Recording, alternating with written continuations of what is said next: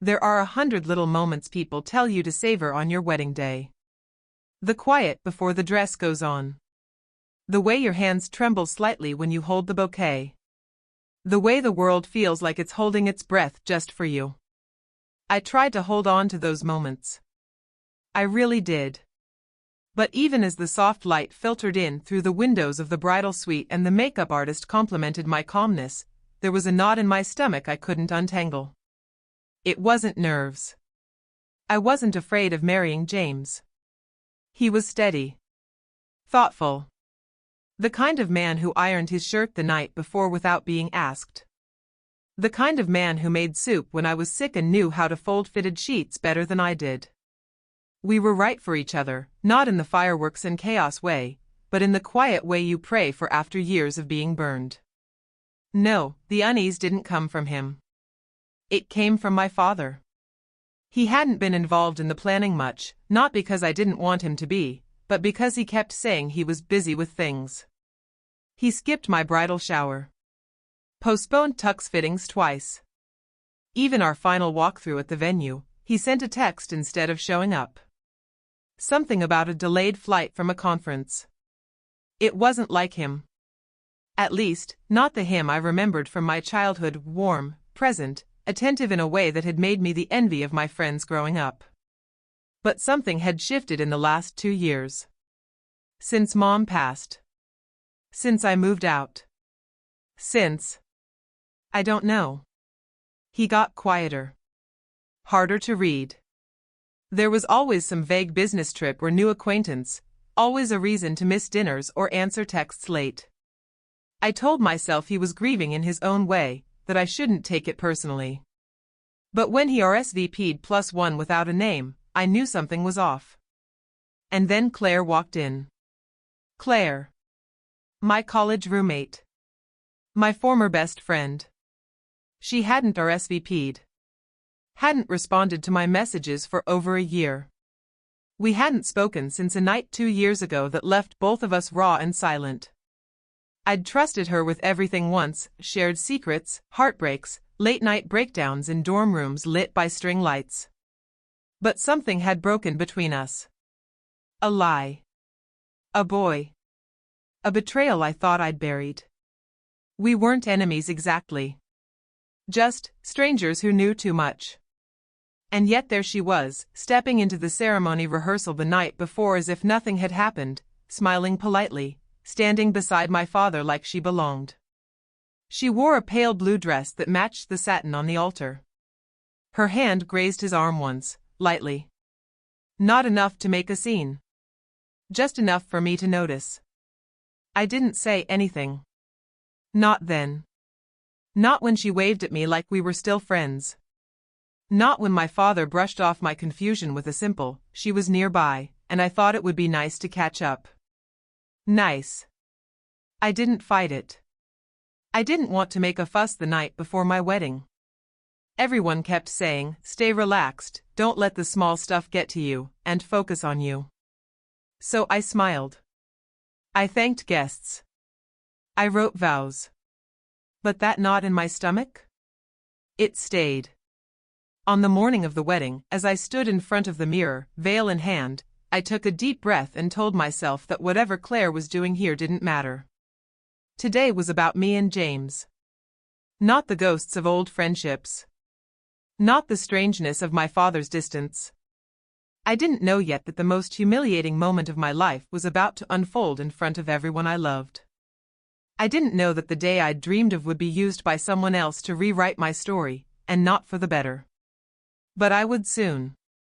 Claire didn't just show up quietly and fade into the crowd.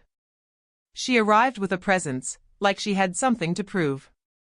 She wore a soft rose dress that looked expensive, her hair pinned back in those loose waves that always seemed a little too perfect to be effortless. She walked with confidence, like this wasn't someone else's day but somehow hers too.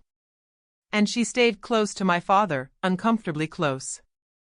At first, I tried to give them the benefit of the doubt. Maybe she was just grateful to be included. Maybe she had nowhere else to go. Maybe, after everything that happened between us in college, she wanted to make amends. I wanted to believe that. I needed to believe that. Because the alternative, that she was here for a reason that had nothing to do with celebrating me, was too much to face just yet. My bridesmaids whispered behind me in the dressing room as the pre-ceremony photos wrapped up. Is that Claire? Didn't you guys stop talking? I brushed it off with a laugh. I told them it was ancient history. That people change. That I wasn't going to let old drama ruin my wedding. But my stomach kept twisting like I'd swallowed something sharp. What really got to me wasn't just that Claire was here, it was how well she blended in. She laughed with my family. She complimented my mother-in-law on her dress. She offered to help carry gifts into the reception hall. And worst of all, my father looked happy. The kind of easy, open happy I hadn't seen in him in years. The kind I used to chase, trying to figure out what I'd done wrong when he started pulling away. Now it was clear. He hadn't been grieving. He'd been moving on. With her. The ceremony itself was beautiful, at least on the surface. The sky stayed clear, the music played on cue, and James looked at me like I was the only person in the world. For a moment, everything outside of us disappeared. I held on to that moment like it was oxygen, because somewhere deep in my chest, I felt the air starting to thin. It wasn't until we got to the reception that everything shifted. The ballroom glowed with soft candlelight. Tables gleamed with gold-rimmed glasses and floral centerpieces. Guests mingled and danced. I tried to focus on the celebration. The food. The speeches. James held my hand as we made our way from table to table, greeting everyone who had come to share the day. I smiled for every picture, thanked every guest, and even hugged Claire when she offered a too sweet congratulations. But her hug lingered just a second too long. Her eyes held something I couldn't name, like a dare wrapped in courtesy. My father watched us from a distance, standing tall, sipping champagne. He looked proud. Not of me, but of something I couldn't quite name yet. Something that sent a quiet shiver down my spine. Then the DJ tapped the mic. Let's give a round of applause for the proud father of the bride, here to say a few words. The room erupted in polite claps. I turned to James, squeezing his hand. This should be good, I whispered. And then my father stepped forward with Claire beside him. She didn't take a seat. She stood there, smiling. And he cleared his throat. I'd like to say a few words, he began. About love. About timing. And about new beginnings. The smile faded from my face. He wasn't going to do this. Not here. Not now. But deep down, I already knew. He was. And I was about to watch my father use my wedding, not to honor me, but to announce something that would tear open the floor beneath me. I didn't hear the rest of his opening words. I couldn't. My ears were buzzing like a power line had snapped inside my head. I saw his mouth move, saw Claire standing beside him with her hands clasped in front of her like she was being honored at a gala, and I saw the way the guests began to shift in their seats, glancing toward me in confusion, curiosity, anticipation. They didn't know what was coming, but I did. I felt it in my teeth, in my chest, in the way my hand trembled slightly as I set down my champagne flute. He was smiling. That smooth, rehearsed, paternal smile that people always said reminded them of a politician. It used to make me feel safe. Now it made me feel sick. I wasn't expecting to make this part of the evening, he said, drawing a soft chuckle from the crowd. But seeing all this love in the room, watching my daughter take this beautiful step in her life, it reminded me how rare it is to find someone who understands you. Who sees you. He reached for Claire's hand. And held it. Right there in front of the floral archway. Right there under the chandeliers I had chosen. Right there during what was supposed to be my celebration. My wedding. My moment. I know this might come as a surprise, he said, but I wanted to share something meaningful. Because love should never be hidden. He turned toward Claire, and the room, caught between wine and confusion, held its breath. "We're engaged." Gasps. Audible. Real. A few guests clapped reflexively before stopping themselves, unsure if they'd misunderstood. I stood frozen. My mouth was open but no sound came out. I looked at James, and he looked at me like he was trying to do math in his head that wouldn't compute. My bridesmaids stared at me wide-eyed, mouths twisted in disbelief. I had never felt more naked in my life. He continued, oblivious, or maybe just indifferent, to the shock he'd detonated. "We haven't set a date yet," he said, "but we're very happy. Claire has been a beautiful presence in my life these past 2 years, and I just wanted to honor her. And share that joy." A murmur moved through the crowd like static.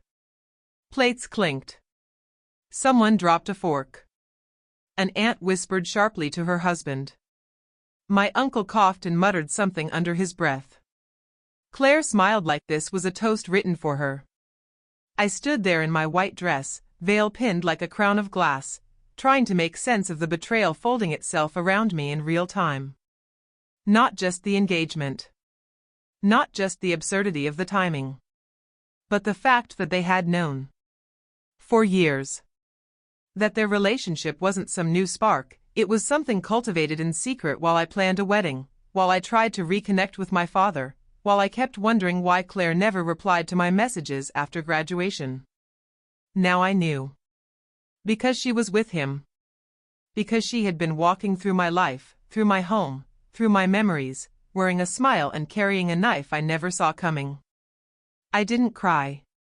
Not yet. I just stood there as people turned toward me slowly, unsure whether to smile or apologize, unsure whether they were witnessing a celebration or a scandal. The DJ, bless him, tried to ease the tension by thanking my father and shifting back into music. A slow track started to play. Guests picked at their food again. Laughter returned in small, awkward bubbles. But my night was over. He'd taken it. Claire had helped him do it. And as I stood there gripping the edge of the sweetheart table, I knew one thing. I wasn't going to let them write the ending. I didn't storm off. I didn't scream. I didn't flip the table or throw my champagne across the dance floor like some viral clip waiting to happen. What I did was worse. I smiled. I stood there, hands trembling slightly against the edge of the linen-covered table, and I smiled the way women do when they've been embarrassed in public but told to keep it graceful. The way we're trained to carry betrayal like it's a bouquet. I smiled for the camera that was still rolling. For the guests who turned toward me with widened eyes and forced grins. For my new in-laws, frozen mid-bite, unsure if they should clap or console. I walked off the stage as if I were simply heading to the restroom. But once I reached the dressing room, I locked the door behind me and sat in the corner. Not on the vanity stool. Not on the couch. On the floor. Dress bunched at my knees, veil twisted in one hand, fingers clutching the bouquet so tightly the stems began to snap beneath my grip. I didn't cry. Not yet. Instead, I breathed through my teeth. Counted tiles on the floor. Tried to slow the spinning in my head. How long? That was the question that kept circling like a hawk. How long had they been together? How many family dinners had Claire silently studied me, nodding along as I gushed about wedding colors and venues, all while knowing she'd be standing beside my father at the reception? How many lies had he told? How many Sundays had he skipped our calls to be with her? I remembered Claire asking questions back in college about my family. Casual things. What does your dad do again? Is he remarried? Where does he travel for work? At the time, it had seemed like idle curiosity. Now, it felt like reconnaissance. James knocked softly on the door 20 minutes later. Hey, it's me. You okay? I didn't answer. The knob turned, but I'd locked it. Baby. I didn't know. I swear, I had no idea. Do you want me to say something? To your dad? Because I will. His voice cracked in a way I hadn't heard before. Genuinely helpless. Still, I said nothing. Because the part that hurt most wasn't just what they did. It was how they chose to do it. On my wedding day. Not quietly. Not after the cake was cut or the guests had left. But right in the center of the spotlight I had waited my whole life to step into. Like they'd seen the shine and decided to hijack it. Like my moment wasn't sacred, just a convenient stage. Eventually, I stood. Washed my face. Pinned my veil again with steadier hands. I unlocked the door. James looked at me like I was porcelain, afraid to touch me, afraid not to. Let's go back, I said. Are you sure? No, I said, but this is still our wedding. At least on paper. He nodded. Held out his arm like a gentleman. I took it. When we walked back into the ballroom, people looked at me differently. With pity. With guilt. With polite curiosity. They didn't know if I was fragile or furious. The truth was, I was neither. I was cold. Clear. Claire had taken something from me once before. A college boyfriend. A sense of trust. But this was something else. This was a public humiliation dressed as a family announcement. And while everyone else returned to dancing and clinking glasses, I sat at the head table and began rewriting the narrative in my mind. If they wanted to be seen so badly, then I'd let the world see them. For who they really were. I didn't confront them that night. Not under the glow of the chandeliers. Not with a photographer still circling the room like a hawk looking for drama. Not with my mother's memory still folded into every floral arrangement and table setting. I let them keep their moment. Let them think they'd stolen the show. Let Claire beam and cling to his arm while guests offered awkward congratulations. Because I wasn't going to give them the satisfaction of a meltdown. They wanted attention, and I wasn't going to perform for them. But 2 days later, I asked my father to meet me at the house. Not James's house. Not the home we were supposed to return to as newlyweds. I hadn't even gone back there yet. I asked him to come to the house I grew up in, the one Mom had designed before cancer hollowed her out and silence filled the rooms she used to light up. He showed up wearing a crisp button-down like he was heading to brunch. He had the nerve to smile. "You look good," he said. Calm. I didn't answer. Claire arrived 5 minutes later, uninvited. She walked in like she had keys to the place. Sat down on the couch she used to crash on during spring breaks. The couch where we watched movies and whispered about crushes and cried over papers and pretended we were sisters. She crossed her legs, folded her hands in her lap, and gave me that same smug little smile I remembered from college, the one that always seemed to say, "What? I didn't do anything wrong." "You said you wanted to talk," my father said. "So talk." "I will," I said. "But not if she's here." Claire opened her mouth, probably to protest, but I cut her off without looking at her. I'm not going to scream.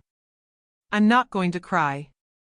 I'm not even going to ask why you thought announcing your engagement at my wedding was acceptable, because deep down, I already know. You did it because you thought I wouldn't stop you. Because you assumed I'd stay quiet to avoid making a scene. And for the sake of James, for the sake of everyone who came to celebrate us, I did. My father blinked. His mouth parted slightly, but still, I didn't give him the chance. I'm not asking for an apology. I wouldn't believe it if you gave me one. What I want you to understand is this: you turned the most important day of my life into a press release for your own relationship. With someone you knew had betrayed me once before. You didn't just disrespect me. You disrespected Mom. And if she were here, you wouldn't have dared. That hit him. For a second, the smooth facade cracked. Claire stood. Look, I know this is complicated. I looked at her then. Really looked. And something in my voice dropped into ice. No. You don't get to pretend this is complicated. You wormed your way into his life behind my back, and you stayed quiet until you had a spotlight to stand in. You didn't just betray me. You used me. Used my day. My name. My history. And for what? So you could be introduced as what, my replacement? She scoffed. That's not fair. It's accurate, I said. I turned to my father. You can marry whoever you want. But don't expect me to clap. Don't expect me to smile in the pictures or toast your happiness. You made your announcement. You stole your moment. I hope it was worth it. Because you won't get another. I left them in that living room, in the silence they built together. And I never looked back.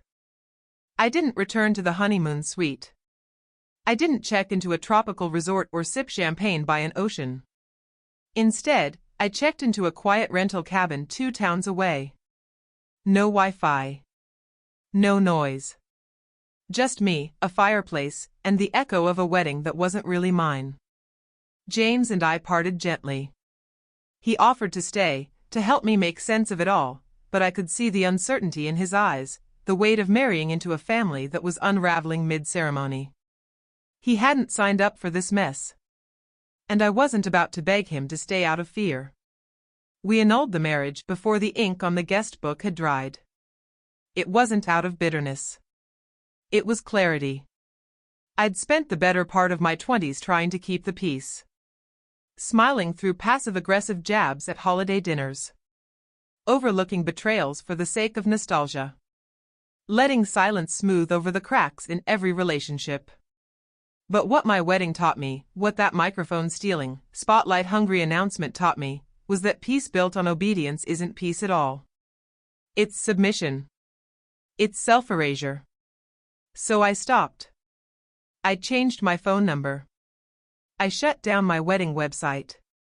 I returned every gift unopened, with a thank you note that didn't mention what happened, because anyone who needed to ask didn't deserve to know. And then I started building something new. I wrote. At first, it was for me.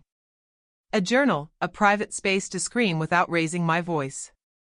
But over time, the words started forming into something more structured. Sharper. A piece about narcissistic hijacking of public moments. About boundary violations in plain sight. About women who are told to just be gracious while others hijack their narrative. I submitted it anonymously. It went viral. Emails flooded in. Women wrote to me from across the country, some from across oceans, about the father who proposed at their graduation, the mother-in-law who wore a white dress to their baby shower, the sister who announced her pregnancy during their birthday toast. My story wasn't unique. It was a quiet epidemic of stolen moments, and the more I shared, the more I realized I wasn't alone. So I didn't stop writing. I built a platform. I started a column. I gave those stories a name, a place, a voice. The first time my father saw the article, he sent me a single message: I hope you're happy. I didn't respond. Because I was. Not euphoric. Not vindicated. But free. Claire faded from my life the way she always eventually did, with drama followed by silence. I heard through a mutual friend that the engagement didn't last. Apparently, she had a problem with control. With being outshone. Imagine that. I don't say these things with anger anymore. Just detachment. Like watching a movie I've already seen 100 times. I know the beats. The betrayal. The twist. The silent credits. And now, I know how to write the sequel. Last month, I spoke at a workshop for women navigating family estrangement. At the end, someone asked what I would say to my father if he were in the room. I thought for a moment, then answered. I'd say thank you. Not for the pain. Not for the embarrassment. But for the clarity. Because sometimes the loudest betrayals finally teach us how to protect the quietest parts of ourselves. The room fell silent. And I knew that was the real wedding gift. Not a husband. Not a dress. But the voice I'd buried under politeness. And the power of taking it back.